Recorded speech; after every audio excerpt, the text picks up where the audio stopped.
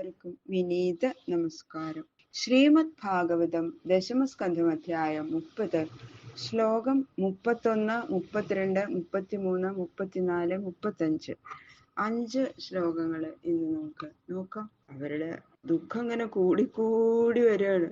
ഭഗവാന്റെ കാലടികൾ നോക്കി നോക്കി നോക്കി പോയപ്പോ ഭഗവാൻ വേറൊരു സ്ത്രീയുടെ പാദം കൂടി ഇങ്ങനെ കണ്ടതോടുകൂടി അവർക്ക് വല്ലാത്ത ദുഃഖം. അത് രാധാദേവി തന്നെയാണ്.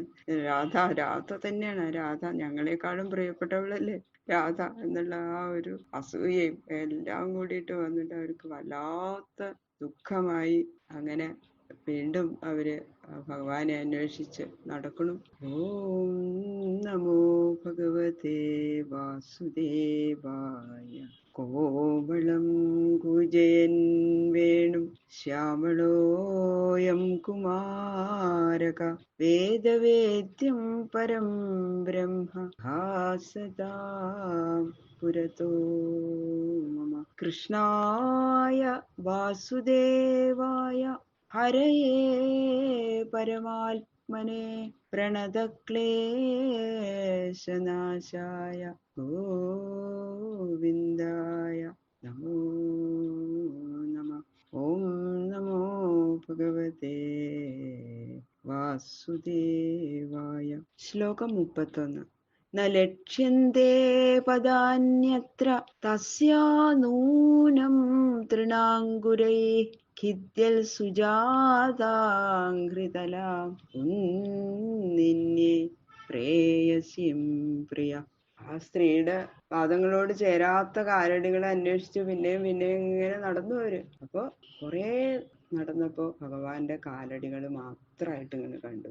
അപ്പൊ അവർക്ക് കൂടുതൽ ദുഃഖാവുക ചെയ്തത്. എന്താ, ഒരു സ്ത്രീ പറയാണ്, ഹേ സഖി, ഇവിടെ അവളുടെ കാലടികൾ ഇപ്പൊ കാണണില്ല. എന്താന്നറിയോ? ഭഗവാന്റെ പാദന്യാസങ്ങൾ മാത്രമേ ഉള്ളൂ. അവളുടെ കാലടികൾ കാണാതിരിക്കാൻ എന്താ കാരണം എന്നറിയോ? നിങ്ങളൊന്ന് ആലോചിച്ചു നോക്കൂ. ഈ പുല്ലുകളുടെ അഗ്രം ഉള്ളങ്കാലിൽ തട്ടിയപ്പോ കണ്ടില്ലേ, ഇവിടെ നിറച്ച് പുൽക്കൊടികള്, മുള്ളു പോലെയുള്ള പുല്ലുകൾ നിക്കണ കണ്ടോ? ഈ പുല്ലുകളുടെ അഗ്രം ഉള്ളങ്കാലിൽ തട്ടിയപ്പോഴേ അവളുടെ മൃദുലമായ കാലടികൾക്ക് വേദന ഉണ്ടായി. അപ്പൊ പ്രിയതമയായ അവളെ ഭഗവാൻ തോളിലേറ്റി നടന്നിട്ടുണ്ടാവും നിശ്ചയം. ഞാൻ പറഞ്ഞത് ശരിയല്ലേ? നിങ്ങൾക്ക് തോന്നണില്ലേ? അപ്പൊ അവളെ തോളിലേറ്റി നടന്നിട്ടുണ്ടാവും. എല്ലാവർക്കും അത് ശരിയാണെന്ന് ഉള്ളിൽ തോന്നി. അവരെ കൂടുതൽ ദുഃഖായി ആ ഗോപസ്ത്രീകൾക്ക്. ഇമാന്യധികമഗ്നാനി പദാനി വഗതോ വധും ഗോപ്യ പശ്യത കൃഷ്ണസ്യ ഭാരാക്രാന്താനി കാമിന. എന്തുകൊണ്ടാ ഞാൻ പറയണേ? തോളിലെടുത്തിട്ടുണ്ടാവും, ഉറപ്പാണ്. ഹേ സഖികളെ, സ്ത്രീയെ തോളിലെടുത്ത് സഞ്ചരിച്ച ആ കാമിയായ കൃഷ്ണന്റെ പാദന്യാസങ്ങൾ നോക്കൂ.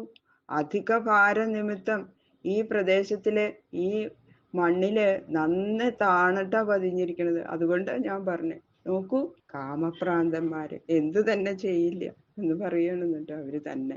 അത്രാവരോപിതാ കാന്ത പുഷ്പഹേതോർമഹാത്മന അത്ര പ്രസൂനാപജയ പ്രിയാർത്ഥേ പ്രേയസാകൃത പ്രപദാക്രമണേ യേതേ പശ്യതാസകലേ പദേ. പിന്നെയും അവരിങ്ങനെ കുറെ നടന്നു നോക്കിയപ്പോ രണ്ടുപേരുടെയും കാലടികള് വീണ്ടും കാണാൻ തുടങ്ങി. അപ്പൊ ആ പ്രദേശം ഇങ്ങനെ സൂക്ഷിച്ചു നോക്കിയപ്പോ എന്താ, കുറെ പൂക്കള് അറുത്തതായിട്ട് അവര് കണ്ടു. അത് കണ്ടപ്പോ പറയാണ്, ഹേ സഖികളെ, ആശ്രിതന്മാരുടെ ആഗ്രഹങ്ങളെ മുഴുവനും തൃപ്തി വരുത്തി കൊടുക്കുന്ന ഉദാര സ്വഭാവമുള്ള ഭഗവാൻ പൂക്കള് പറിച്ചിട്ട് അവളുടെ തലമുടിയിലെ ചൂടിക്കൊടുക്കാനായി ഇവിടെ തന്റെ മനോഹരയെ ഇറക്കിയിരുത്തിയിട്ടുണ്ടാവും. കണ്ടോ? ഇറക്കിയിരുത്തിയിട്ടുണ്ട്. ഇതാ നോക്കൂ, പുഷ്പങ്ങള് പറിച്ചിരിക്കണു. ഉയർന്നു നിൽക്കുന്ന പുഷ്പങ്ങള് പറിക്കാൻ പറ്റാഞ്ഞിട്ടേ ആ കാലിന്റെ പെരുവിരല് മാത്രം ഇങ്ങനെ ഭൂമിയിൽ പതിപ്പിച്ച് പിൻഭാഗം പൊന്തിച്ചിട്ട് എത്തിപ്പിടിച്ചിട്ടാ പൂവ് പറിച്ചിരിക്കണത്. അപ്പൊ കണ്ടു നോക്കൂ, ഈ കാലടികള് ആ അഗ്രഭാഗം മാത്രം പതിഞ്ഞിരിക്കുന്നത്. ഈ രണ്ടടികളെ നോക്കൂ. എല്ലാവരും നോക്കിയപ്പോ ശരിയാ, അങ്ങോട്ട് ദുഃഖം ഇരട്ടിച്ചു.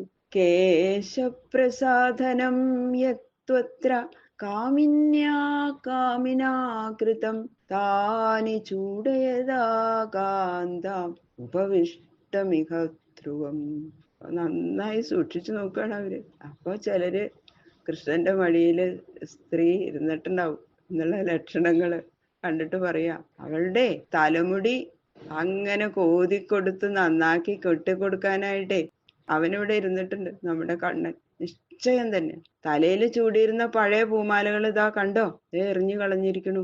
പുതിയ പുഷ്പങ്ങള് ആ കാന്തയുടെ കേശഭാരത്തിൽ ഇങ്ങനെ കിരീടം പോലെ അലങ്കരിക്കാനായിട്ടാണ് ഇവിടെ ഇരുന്നിരിക്കണത്. അങ്ങനെയാന്ന് എനിക്ക് തോന്നണത്. നിങ്ങൾക്കും അങ്ങനെ തോന്നണില്ലേ? ഈ ലക്ഷണങ്ങൾ കണ്ടിട്ട് അത് തന്നെയല്ലേ നിങ്ങൾക്കും തോന്നണേ? അപ്പൊ അവർക്കൊക്കെ തോന്നി ശരിയാണെന്ന്. ഒന്നും പറയണില്ല അവര്. ശ്രീ ശുഖബ്രഹ്മർഷി പറയണു, രേമേ തയാജാത്മരത ആത്മാരാമോപ്യഖണ്ഡിത കാമിനാം ദർശയൻ ദൈന്യം സ്ത്രീണാം ജൈവ ദുരാത്മതാം. ശ്രീ ശുഖബ്രഹ്മർഷി പറയാണ്, ഗോപികള് ഇങ്ങനെ ശങ്കിച്ചത് മാത്രമാണോ? അല്ല, ഭഗവാൻ ഇതൊക്കെ ചെയ്തിട്ടുണ്ടോ? ഇതൊക്കെ ഇങ്ങനെയൊക്കെ ചെയ്തിട്ടുണ്ടാവോ ഭഗവാൻ എന്ന് രാജാവ് ഇങ്ങനെ ശങ്കിച്ചിരിക്കണ കണ്ടപ്പോ ശ്രീ ശുഖബ്രഹ്മർഷി പറയണ, അതെ മഹാരാജാവേ, ഭഗവാൻ ഇങ്ങനെയൊക്കെ അവളോട് ചേർന്ന് രമിച്ചു. ശരിക്കും ശരി തന്നെയാണ്. അന്യ സ്ത്രീകളോട് ചേർന്ന് രമിച്ചിരിക്കണു. എന്നാൽ ഗോപികള് പറഞ്ഞതുപോലെ ഭഗവാൻ കാമി തന്നെയാണെന്ന് അങ്ങ് വിചാരിക്കരുത് ഒരിക്കലും. ഈ അവസ്ഥയിലും ഭഗവാൻ നിജാനന്ദത്തിൽ മാത്രം രമിക്കുന്നവനായിരുന്നു. സ്വരൂപാനന്ദത്തിൽ നിന്ന് ലേശവും തെറ്റാതിരിക്കുന്നവൻ തന്നെയാണ് ആ ഈശ്വരൻ ഭഗവാൻ.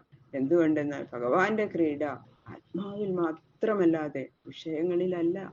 മഹാരാജാവേ, അത് മനസ്സിലാക്കും. അതുകൊണ്ട് സ്ത്രീകൾ കാട്ടുന്ന ഈ വിലാസാദി ചേഷ്ടകളാൽ അദ്ദേഹത്തിന് വിക്ഷോഭമൊന്നും ഉണ്ടായിട്ടില്ല. സ്വരൂപാനന്ദ ലാഭം കൊണ്ട് തന്നെ സന്തുഷ്ടനാണെങ്കിൽ പിന്നെ എന്തിനാ ഇങ്ങനെ അവളോട് ചേർന്നത് എന്നുള്ള ശങ്കയ്ക്ക് സമാധാനം പറയണം. അതോ ഇങ്ങനെയുള്ള കാമുകന്മാര് അനുഭവിക്കുന്ന ആ ദൈന്യത്തെയും അവര് സ്ത്രീകൾക്കുള്ള ആ ദുസ്വഭാവത്തെയും ലൗകികന്മാർക്ക് കാട്ടിക്കൊടുത്ത് അവരെ ആ മാതിരി വിഷയങ്ങളിൽ നിന്ന് വേർപെടുത്തി വിവേകികളാക്കി തീർക്കാനായിട്ടാണ് ഭഗവാൻ ഇങ്ങനെയൊക്കെ രമിച്ചത് എന്ന് അങ്ങ് മനസ്സിലാക്കണം എന്ന് പറയും. എന്റെ കാല് വേദനിക്കണു, അയ്യോ എന്നെ മുള്ളു കുത്തി, എന്നെ ഒന്ന് എടുക്കൂ എന്ന് പറയുമ്പോ ആ സമയത്ത് എന്തു പറഞ്ഞാലും ചെയ്യും അല്ലേ?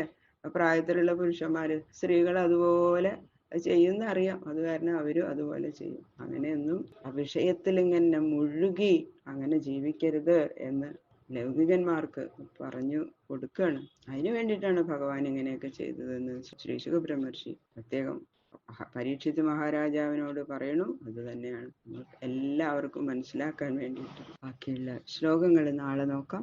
സർവത്ര ഗോവിന്ദനാമ സങ്കീർത്തനം, ഗോവിന്ദ